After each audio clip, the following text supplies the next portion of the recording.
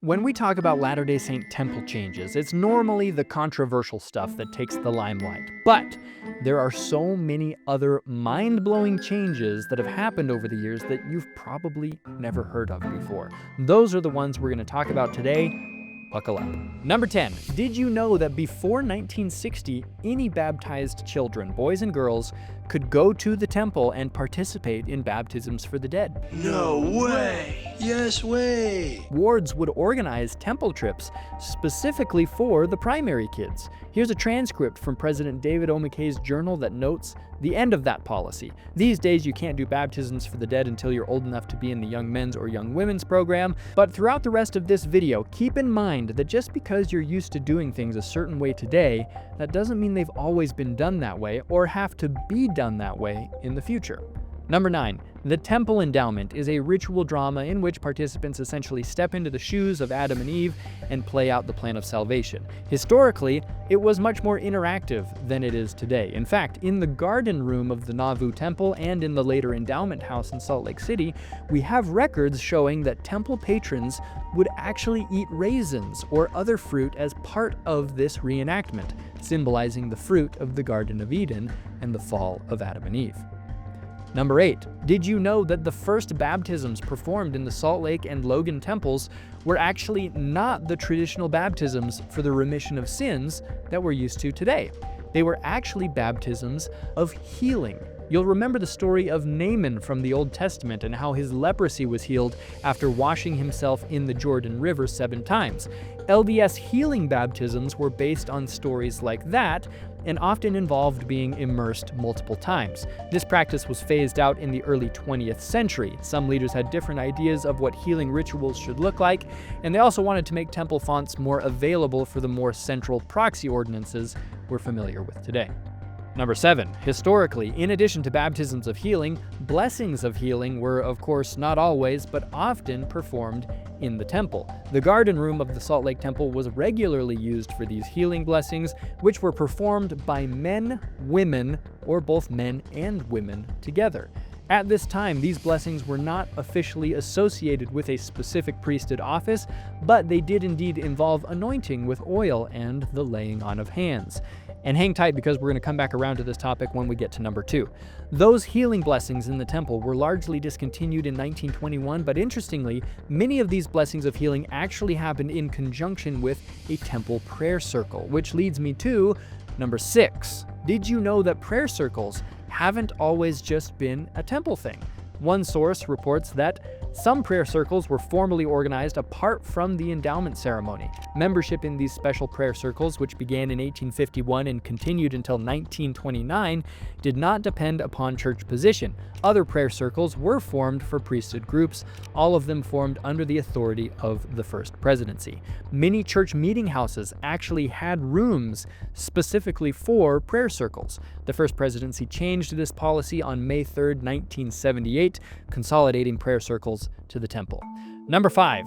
This building next to the Salt Lake City Temple was called the Annex. It was where temple patrons would have their temple recommends checked and where they would change clothes and wait for an endowment session to begin. The Annex was connected with the temple itself through an underground tunnel. Historically, there actually used to be a temple choir that would sing primarily in the Annex, but also at special events and whatnot outside the temple. The temple choir was discontinued in the early 20th century under Salt Lake Temple President and Apostle George Richards.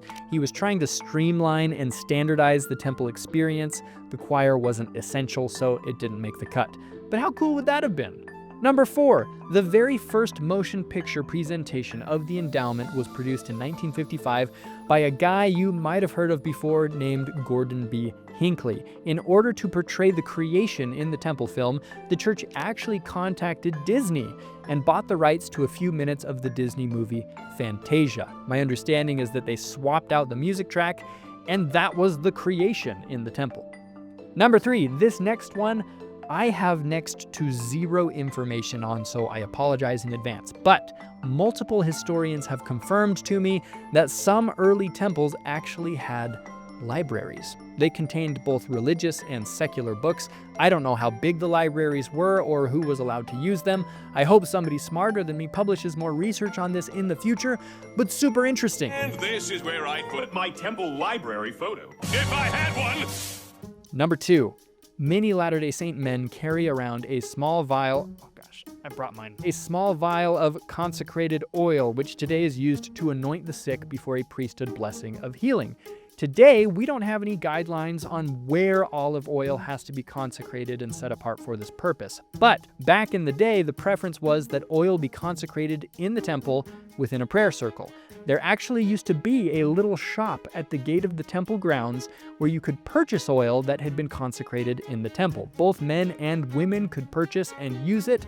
There's a whole fascinating history for how oil used to be used in ritual healings. It hasn't always been a drop or two on the head, but that's an episode for another time.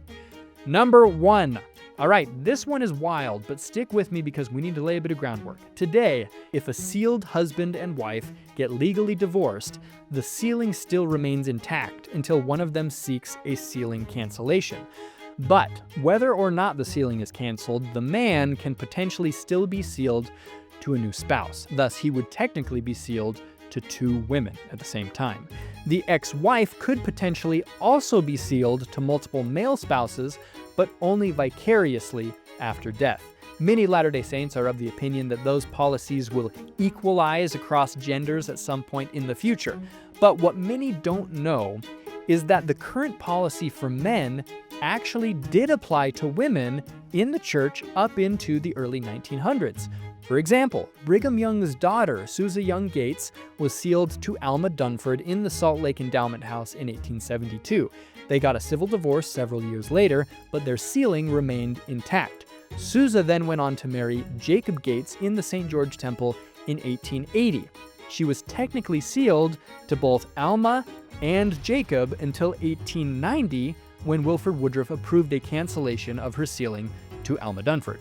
You guys, this kind of scenario was pretty normal in early Utah before sealing cancellations became more normal around the 1890s. And it wasn't until the 1910s or early 1920s that it became policy for women to only be sealed to one living man at a time. If you've learned something new in this video, you probably have historian Jonathan Stapley to thank for it, whose work was indispensable for this. And if you want to continue to have your mind blown, go watch this interview that we recently did with him about the temple, and I'll see you there.